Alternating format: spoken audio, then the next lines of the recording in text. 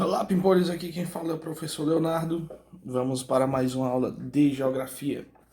Nas aulas passadas nós já trabalhamos a questão do relevo brasileiro, a questão do solo brasileiro e hoje nós vamos abordar o aspecto da hidrografia brasileira. Todo mundo aí com o livro em mãos, né? Na página 174, ok? Então essa é mais uma parte física da geografia, né? A gente vai ver aspectos físicos e geográficos e discutir pontos importantes relevantes especificamente ao Brasil, ok? Então aqui nós temos três grandes objetivos, né? Primeiro é identificar os principais rios que se encontram aqui no Brasil, né? Caracterizar as principais bacias hidrográficas brasileiras, né? A gente vai entender o que são essas bacias hidrográficas e os principais aquíferos, né? Também a gente vai entender o que significa esse termo aquífero, ok?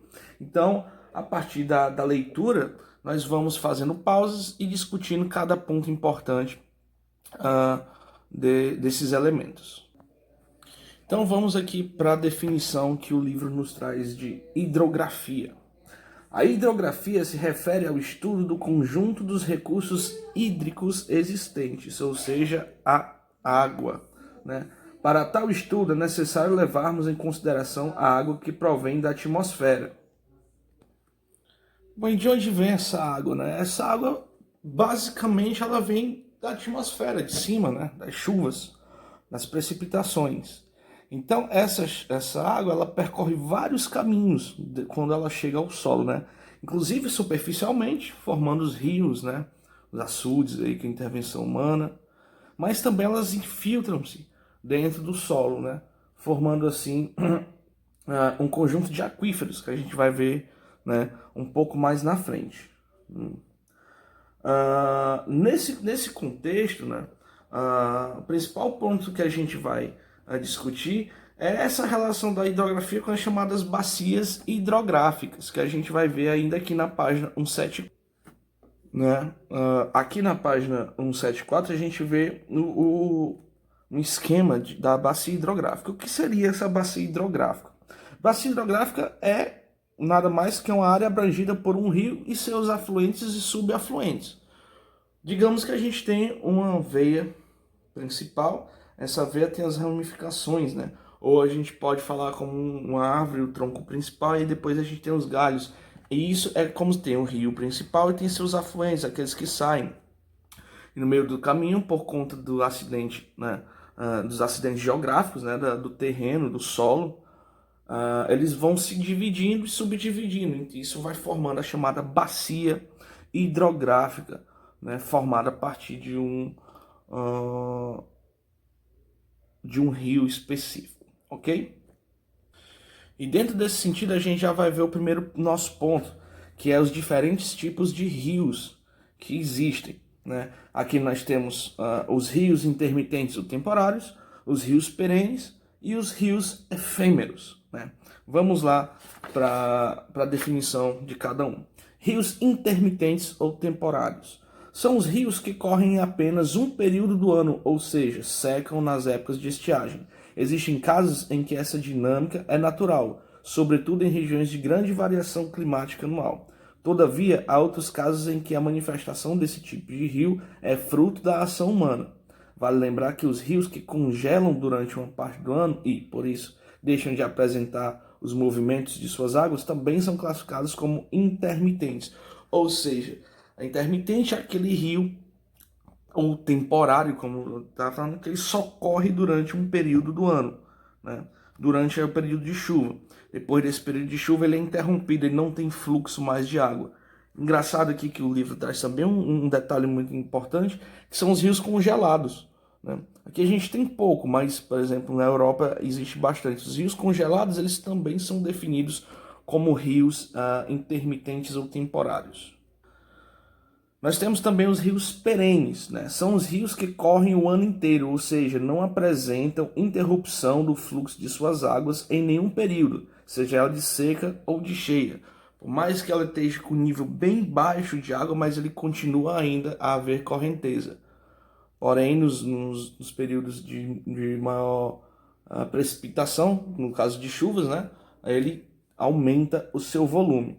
Esses rios são alimentados por uma fonte contínua que faz com que esse nível de suas águas nunca fique abaixo da superfície terrestre, ou seja, nunca seque, né? Por último, nós temos os rios efêmeros. São os rios que se manifestam apenas em ocasiões de grandes chuvas, sendo do tipo pouco comum e de previsão pouco efetiva. Em alguns casos, eles levam décadas para manifestar-se e podem acarretar enchentes, principalmente quando a ocupação humana de áreas de ocorrência desses rios e de seus períodos de seca. Ou seja, por exemplo, são aqueles rios que é algo efêmero, algo passageiro, algo rápido, né? Então, a principal característica dele é ele estar em um ambiente na qual ele não se manifesta, ele não aparece, ele só aparece em determinados períodos que são muito imprevisíveis e que geralmente há a incidência dos humanos lá. Por exemplo, a ocupação de pessoas que a gente viu em capítulos anteriores, né? Relação entre o ser humano e a Terra. Então, quando há essa ocupação, necessariamente, quando há a cheia desses rios chamados efêmeros, há um acidente, né? Há problemas relacionados à permanência de seres humanos ali naquela área, ok? Nosso segundo ponto agora é identificar as principais bacias hidrográficas brasileiras. Aí a gente tem uma estrutura, né, um mapazinho na página 176, 176, né, acompanha por favor, que nós temos aí as principais bacias hidrográficas brasileiras, né, e nós temos 4 principais, né, que é a bacia amazônica, a bacia do Nordeste, a bacia do Tocantins-Araguaia e a bacia do São Francisco, né? A gente vai caracterizar cada uma dessas e apontar os principais pontos delas, né? Vamos começar pela bacia amazônica, né? Com superfície de 3.904.393 quilômetros quadrados, muita coisa, né? A bacia amazônica é considerada a maior bacia hidrográfica do globo terrestre, ou seja, do mundo inteiro, né? O rio Amazonas é o maior rio do planeta em extensão, vazão e volume de água. É um enorme coletor de águas pluviais, pois arrecada águas das Guianas e do Peru, ou seja, vem de outros países também e deságua no rio Amazonas. Devido a isso, o rio Amazonas tem 2 períodos de cheia no seu percurso, né, que é incomum, né, digamos assim, para os rios. O segundo é a bacia do Nordeste, essa segunda maior bacia hidrográfica do país, compreendendo 11,6% do território nacional. É formada principalmente pelo rio Paraíba e rios regionais que se caracterizam por serem rios quase todos intermitentes ou temporários, ou seja, eles só enchem no período de chuva, eles não são constantes, né? Ou seja, aparecem em determinadas épocas do ano, como eu falei. O próximo que nós temos é a bacia do rio Tocantins-Araguaia, né? Interligada à região norte, parte da região centro-oeste, o bioma amazônico e do Cerrado brasileiro. É a terceira maior bacia intermitente inteiramente brasileira, compreendendo a 9,5% do território nacional. É nela que está construída a usina de Tucuruí, no Pará, que abastece as atividades de mineração do Carajás e das indústrias de bens de base da região. É muito importante a gente entender o impacto que existe dentro da relação homem-natureza com essas bacias, porque há uma apropriação humana também muito forte. E aí nós temos aqui também, por fim, a bacia do Rio São Francisco, né? A bacia do Velho Chico, conhecido, né? Ocupa cerca de 7,5% do território nacional. O Rio São Francisco nasce em Minas Gerais e percorre a região do semiárido brasileiro sem perder sua fluidez. Logo, é um rio perene. No seu percurso, há uma extensão navegável de 1.370 quilômetros entre Minas Gerais e a Bahia.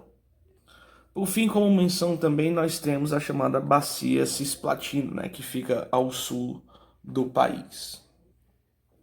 E por fim, nós temos a definição do que é aquífero, né? O que é aquífero? Aquífero é as reservas de águas que estão de forma subterrânea. Nós temos 2 principais, né? que é o aquífero Guarani, um dos maiores reservatórios de água doce subterrânea do planeta.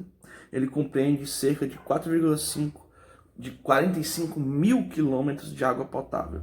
Sua maior parte se encontra em território brasileiro, se estende ao Paraguai, Uruguai e Argentina, né?